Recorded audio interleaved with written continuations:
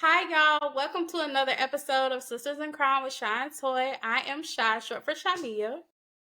And I'm Toy, short for Latoya. Y'all, and welcome back to another episode, y'all. I hope y'all have been having a great week. I know that I have a lot been going on, but you know what? In this day and age, I'm learning about gratitude and how not to complain because as you can see, y'all, our other parts of the world are in shambles right now, and we are all blessed. So Right. with that said, y'all, in today's episode, we are covering the case of Anthony, I might butcher the last name because it's very different, Pignataro. Okay. He was You a got doctor. I, I had to say it slow to make sure I was it. pronouncing all the syllables. Okay. So yes, Anthony Pignataro. So Anthony was a doctor back in the 90s. He was a practicing, well, we're going to get into that too. But it's about him in this case involving him. So y'all, you know how I do. Y'all get y'all a snack, a drink, whatever you like to do, and sit back and relax and listen to the episode. So my sister's gonna do the background because she's great at that. And then of course I'm gonna take over later on. But y'all, let's get started. Don't forget to like, share, and subscribe to our YouTube and Spotify, Sisters in Crime with SistasinCrimewithShiandToy on YouTube and Spotify. Also, you can find our email in each description where you can send us suggestions, whether it's for a current event that we cover for our after show or just like a criminal case. And it doesn't have to be murder related. It doesn't have to be. It could be a missing person case. Or, I mean, I was even possibly thinking of some let's see, what they call them, like wait, hold on, what the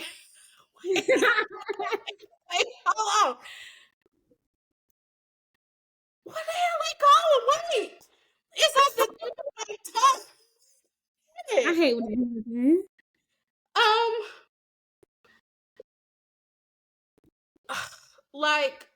Like urban legends, like that sort of thing. What do they call them? Like, like urban legends and that sort of thing. Yeah, I like urban legends. Yeah, little stuff like that. Like the Loch Ness Monster. Not really. I don't want to do that. But, little stuff. Mermaids. Mermaids, Swamp Man, stuff like that. That's what I was trying to say, y'all. I swear I could speak. I know every week I think, what's wrong with this girl? She's stuttering, like, what's going on? But I promise you I'm fine. It's just I get excited. The words be here, but when it comes here, it just comes out any kind of way. I still haven't diagnosed myself yet, but it's coming. All right. Don't go to WebMD. Listen. But yeah, I'm fine, I promise. But my sister gonna get into it, y'all. Okay, so as my sister said, today we're going over Dr. Anthony Pignataro, also known as Tony. So Tony was born in Buffalo, New York, and he attended Lehigh University in Pennsylvania with the hopes of becoming a doctor just like his daddy. Now, he was rejected several times in the medical school. That's number one. Okay. Several rejections. So he did end up getting accepted to a medical school at San Juan Bautista School of Medicine in San Juan, Puerto Rico. So you didn't even go to medical school in America. Number two. So yeah. So so stand over there and be the one giving them people their BBLs because they be going out the country for that. But see, y'all remind you, San Juan, like Puerto Rico is a part of the United States now, but back then I don't think it was it? I don't think it was at the time in the 90s. Or did that happen in the 90s? I think it was. Yeah. But still, you had to go to Puerto Rico. You couldn't even stay on the connecting United States, okay? Listen, you know how some things just ain't meant to be. It's not, but he, you know what? He had to see it through, my boy. So he went and he met 21-year-old Deborah Rago. I don't know if I'm pronouncing that name right, probably not, Rago, while in school. And then they married in 1985. They went on to have 2 children together, a boy as well as a girl. Now, Tony started working at a local New York hospital as a surgeon, but his coworkers were not impressed at all. A lot of them thought he seemed as if he didn't know a lot about medicine. That's probably because he was rejected several times and went to a medical school in Puerto Rico. But let me backtrack and say I'm not taking away from the credibility of that medical school. It very well could have been a good school, but Tony did not know what he was doing. Basically, is the gist I got with the research I did. Right. So after a few years, he ended up leaving that hospital and started his very own plastic surgery practice in the Buffalo suburb of West Seneca. Now, when 1997 rolls around, he had a thriving medical practice. His wife, 2 kids, he had a social standing, and he was an entrepreneur. Tony was the one responsible for the invention of the snap-on toupee. With the snap-on and toupee, it basically involves surgically implanting titanium sockets into the skull, and then you secure the gold snaps into the sockets. And then once the hair is sewn together, it's attached to those golden snaps. So it sounds very painful, but apparently was thriving. Like, I guess a lot of people didn't want to be bald like Jada. You want hair that bad to get some bolts in your head? That's what was going on. That's what was going on. They didn't want, I mean, you know, that may be something Jada Pinkett could have looked into, you know, for her alopecia.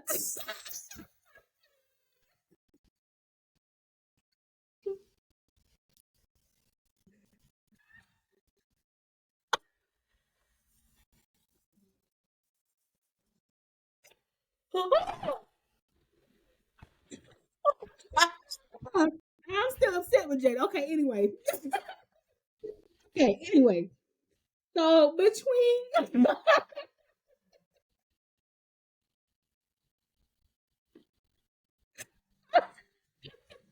Woo, okay. Ooh, so you on one.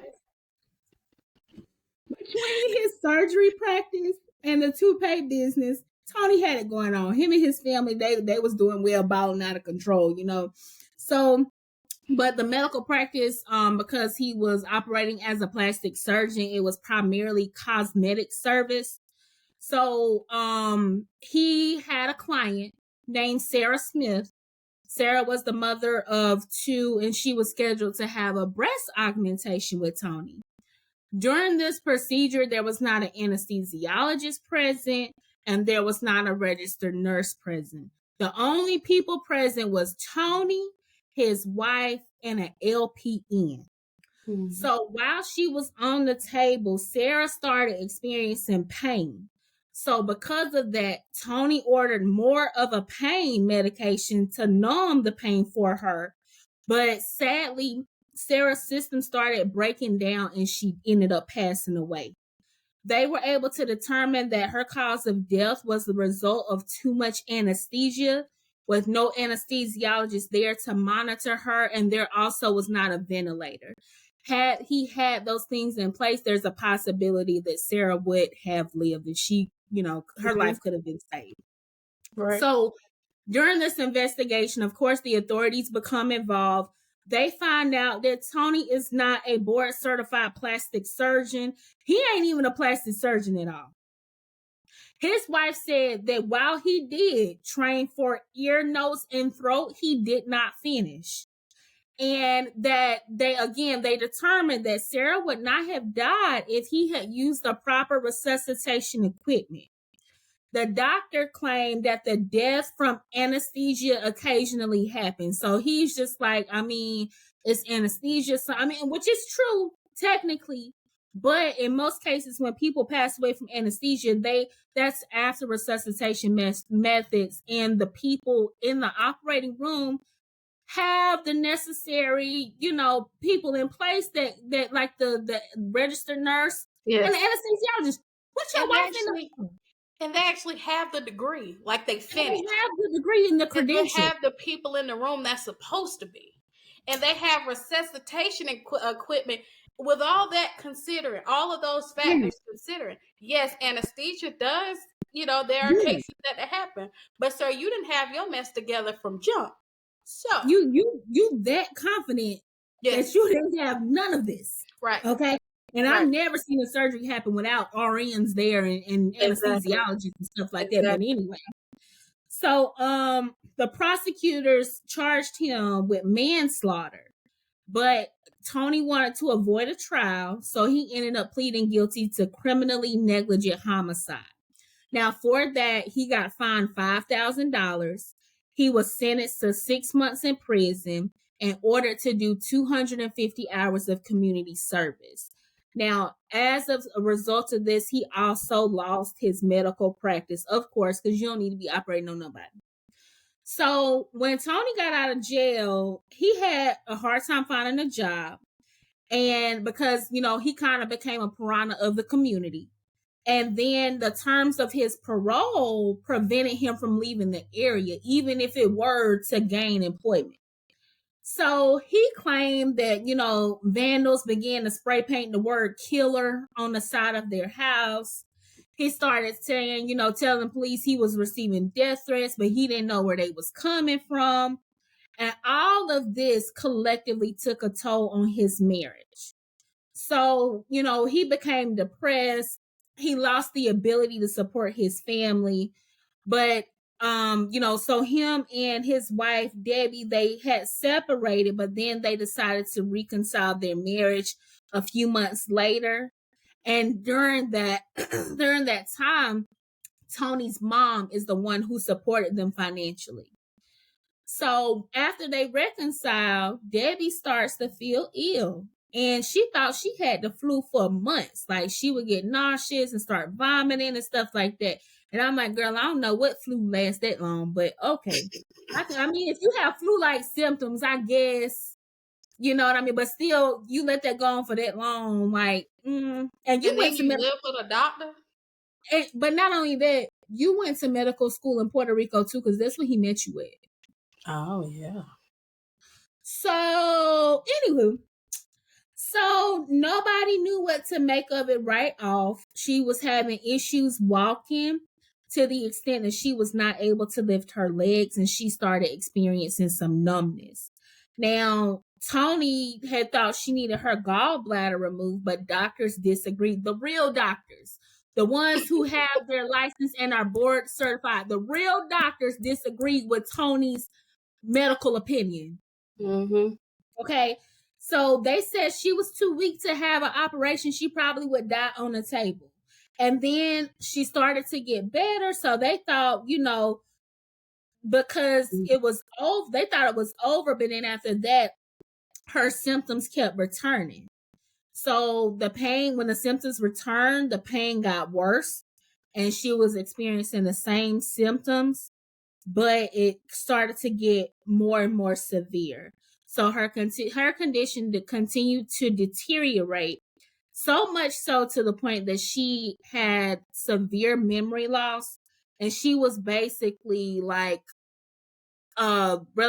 reduced to a wheelchair. She was no longer able to really walk and stuff like that due to the numbness. And I'm gonna let my sister pick up from here. Okay. So her health starts to deteriorate, right? So, of course, they're trying to like figure out what's going on with her while she's sick. So, of course, just like any other mysterious illness, they start off with like blood work and other testing, right? So they looked at her bone marrow. They got a bone marrow sample and they saw that her blood cells had started to deteriorate. And they saw that with the blood cells, the way they looked under the microscope, in addition to the symptoms that she was experiencing, they said it was consistent with someone who had arsenic poisoning. All right. So they did some tests and they did determine she had a high level of arsenic in her system, y'all. So I'm about to tell you this number, the amount of arsenic she had in her system, y'all. So it was 290,580 mcgs per liter Okay, they said that was the highest recorded ever in history. That amount being in one human being. All right. So this woman is like, this woman could have been like gone. Like they were honestly shocked that she was still alive. Honestly. Girl, you made history. Not that you wanted to, but Right. you did. All right. So after they found this out, they put her on the 24-hour watch. So once she was tested for the arsenic, of course, they went through and tested the whole family. So her daughter, who also started showing symptoms, she tested positive for arsenic. She had a high level. But her son, their son, and Dr. Pignataro, Tony, they tested negative. So it was like, that's strange. You know, the daughter and mom are sick, but not the son and the dad. All right. So of course they began like searching around the home and trying to determine where are they getting this arsenic from? Like, how is it being ingested?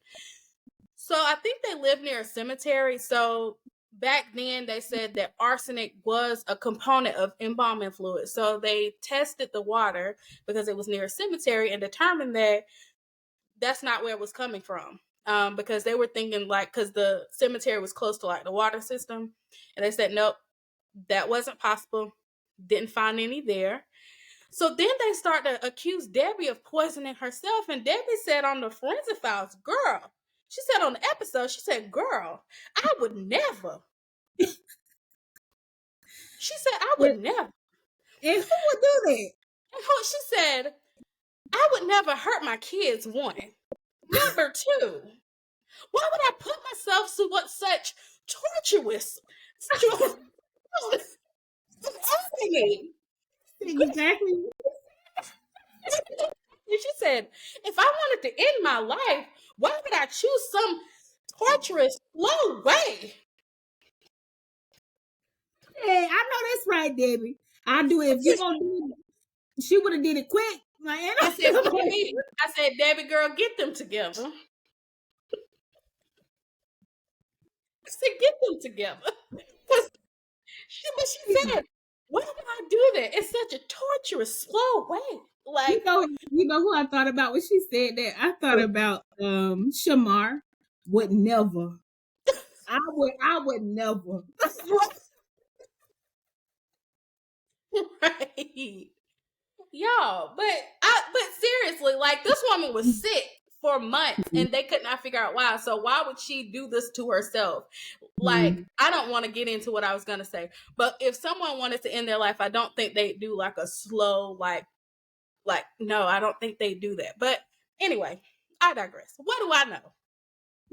Anyway.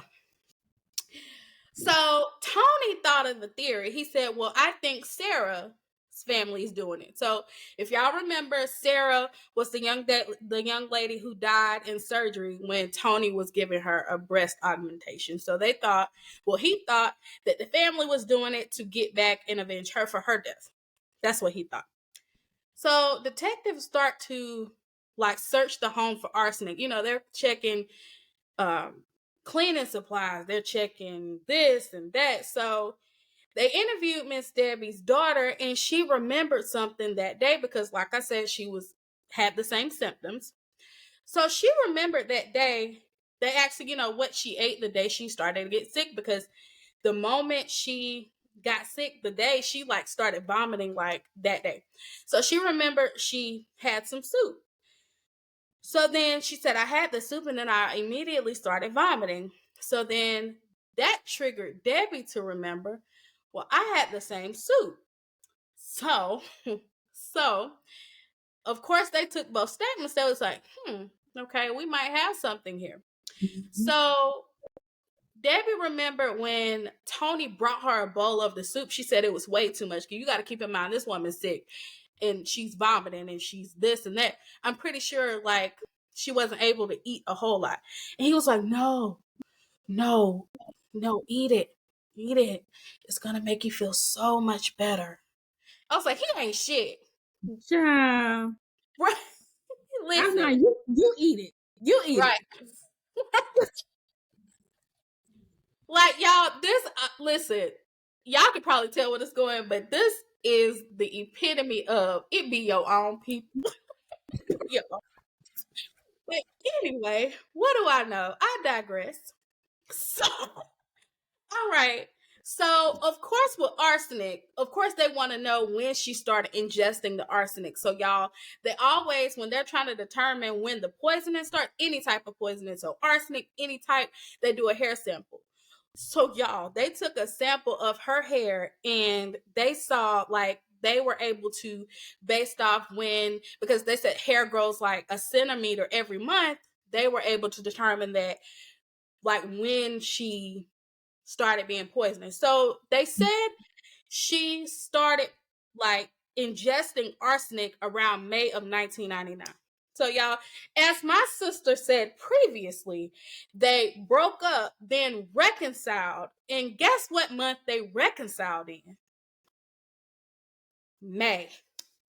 Whoop, whoop, there They it were able is. to determine that she was getting small doses in May. And then she got this massive dose in July, which like made it like, which kind of really took her down. So like that's when the symptoms magnify. She really did start her health decline. That's when it really started. So they're able to put together a timeline. All right, the couple separated in March of 99, reconciled in May. Arsenic was present. July 99, that's when she had the largest dose that landed her in the hospital, right? All right, see where we're going here? All right, I know you do. Y'all smart. I know you do. Um, so, um, so they believe, so they, of course, they start to look at Tony. So his daughter also remembered that her dad was putting around mouse rat traps all over the house. And she remembered that. She just remember around that time her dad was putting around rat traps. So they looked and seen what, because I think it was a specific rat trap. It was like had metal on it or whatever. So they took it to the store and they were able to determine like that particular trap had arsenic in it. And like at high levels, it could make someone sick, right? So, all right. So let's go and stay with me. Let's go. All right. All right. So she remembered him laying down, all the rat traps. So they go in his background and they see that he actually has a motive. So apparently Anthony had got involved with some very bad people. He did get involved with heroin. He kept, and once he was released from prison, he did keep in contact with the people who was providing that heroin. He on And that stuff. he was on that heroin. But so they also determined that he was having an affair once he got released from prison. So like I say, it be your own people. The Um, audacity. right. But he didn't, so they was, you ask, well, why he just didn't divorce that woman? So here's why.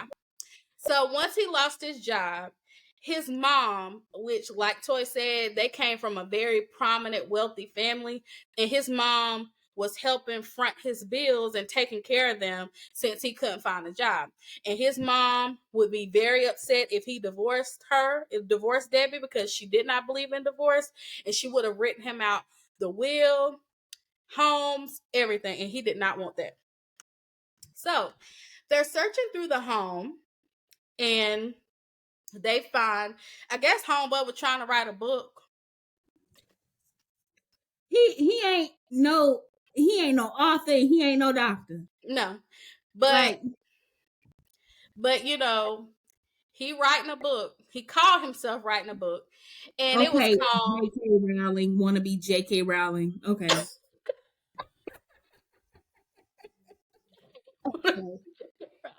My okay, medical career didn't work out. Let me write a book. Like, right. okay. That'll do. I'll write a book. Okay, so it's called MD, and it stands for mass destruction. So basically, he was writing the book talking about how him. Okay, y'all listen. He was saying that him not getting his license like he was supposed to, not having the necessary equipment that he was supposed to, was a conspiracy. He thought he was Aunt Bertha, right? Of Real Housewives of Atlanta, right? Maybe it was a scheme that Todd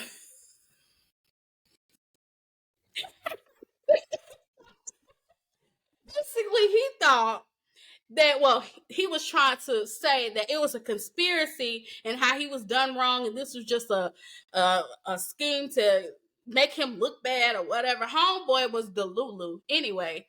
So so as they're looking at everything, they're basically saying that, you know, we have our guy here. You know, it all signs turn to Tony. Okay. So detectives believe that going through this case, they believe that this was all a plan to get his medical license back. So that's why he was trying to get the doctors to operate on Debbie to remove her gallbladder, because he knew that she would, with her being so sick, she would have absolutely not survived that surgery. So he was trying to use his own wife to push a narrative that to help his case to get his license back by saying, see, my wife died under anesthesia. See, you know, it wasn't me, it was the anesthesia. And he was willing to sacrifice his wife to do that. Okay. Trash. So that's what they believe. Trash. That's what they believe. So then they were just boggled like by the fact that Debbie did not die from her being poisoned, because like we said, y'all, it started off slow and then she got a massive dose. So they thought that massive dose would have took her out. Now, it made her very sick. It did, but she still lived. So they were able to determine that those small doses that she received early around May and June, her body had already started becoming immune to it. So when she got that massive dose in July, it made her sick, but that's how she was able to survive, because she was immune to it. So upon further research and determination, they think that Anthony was the one who actually was vandalizing his house, because, you know, around that time, tensions were high because, you know, of Sarah and her death and everything. So he tried to play like it was someone like trying to scare and attack his family, but no, they believe he vandalized his own home. And he tried to say it was Sarah's family. It was not Sarah's family. It was you, Anthony. Why do I want to call him Todd? I don't know. Todd. Anthony. All right. So how they were able to determine that it was not Sarah's family, after Sarah passed, they had moved out west. So they weren't even in the area, right? So of course Anthony's brought in for questioning, you know, and they asked him, Tony, did you do this? He said, well, many may say that I did, but they said he never said yes and he never said no. So, you know, they laid it all out on him, you know, just laid all the evidence. They just put it on the table. And once they showed him the evidence, he confessed, right? So he pled guilty to first-degree assault and was sentenced to 15 years.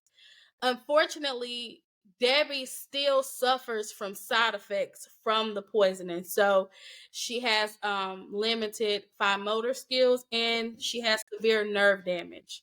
Okay, but she is still alive. So that's great. You know, she just, unfortunately, this has those lasting effects from it. So, but their daughter ended up being okay. Now, I did not see any information on their son. I didn't see any of that. All right. Which is always strange, because in my head, that kind of indicates for me there's like some rift, like I don't believe this person did, like, you know, sometimes it could be like one child took one parent's side and then vice versa. But I don't know. But I do have an update on Tony, y'all.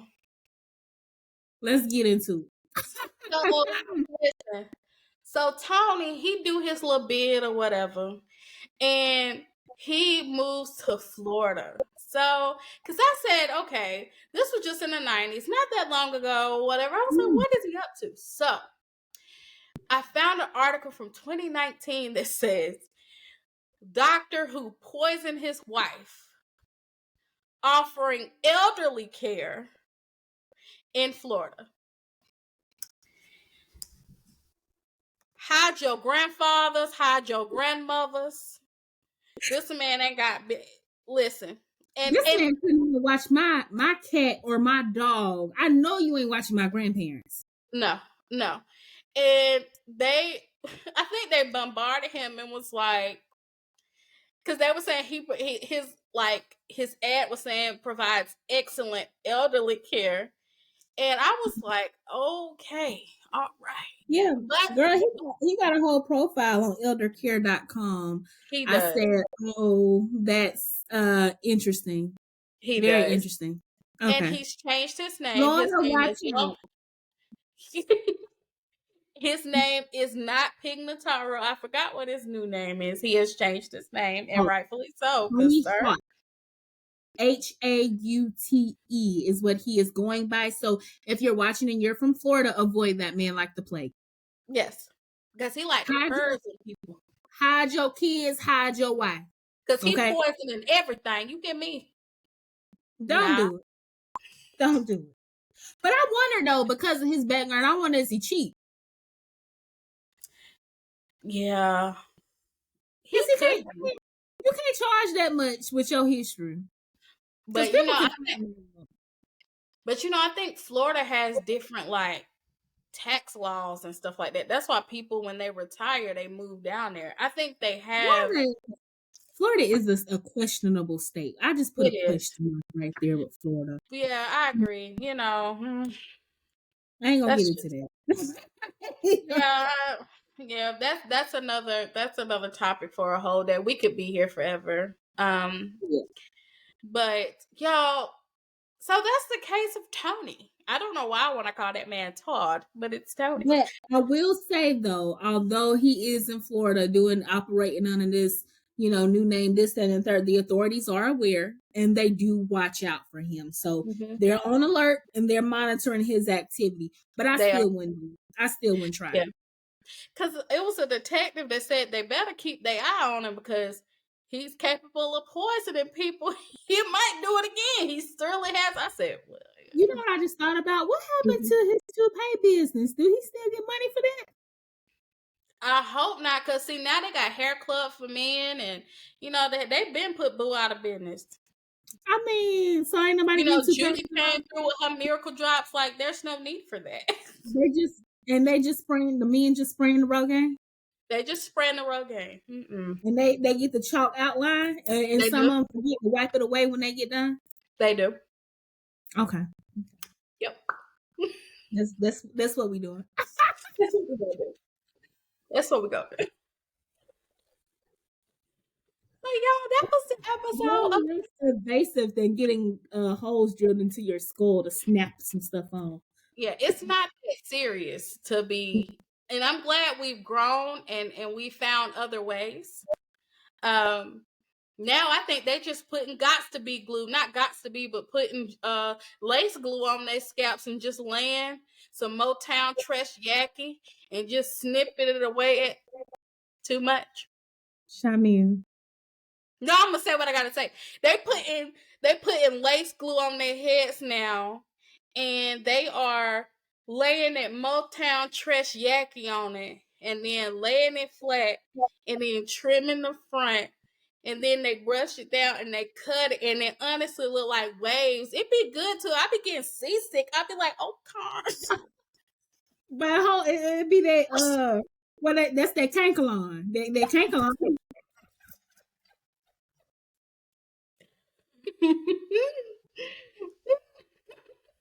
We just y'all, but just rock the ball. Look like ball men are handsome. Some of them. They are. Just rock the ball. Look like ain't nothing wrong with it. You know what I mean? Yeah. You lose me, just go ahead and let it. You know what I'm saying? Yes. You ain't gotta do all that. No, it's not that serious. I promise it's not that serious. No. Y'all, thank y'all for tuning in with us. That is the end of Tony Pignataro's case. Please let us know what you thought about today's episode. Like I said, like, share, and subscribe to our YouTube and Spotify, Sistas in Crime with Shy and Toy. We upload every Thursday at 1. Our after show and our true crime episode. So y'all, please don't forget to give us suggestions. Y'all share the video, like the video. And yes, sis, you got anything else you want to talk about before we? No, not really. Just thank you for the support that we've received thus far. Yes. Any likes are greatly appreciated. I don't care how small or how big. We great to be here. We do this because we truly love it. And we glad to have y'all along for the ride. That's all I got. Yes. Well, if all hearts and minds are clear. Amen. Okay. All right. Hallelujah. That's how we do in church. If all hearts and minds are clear. Amen. Amen.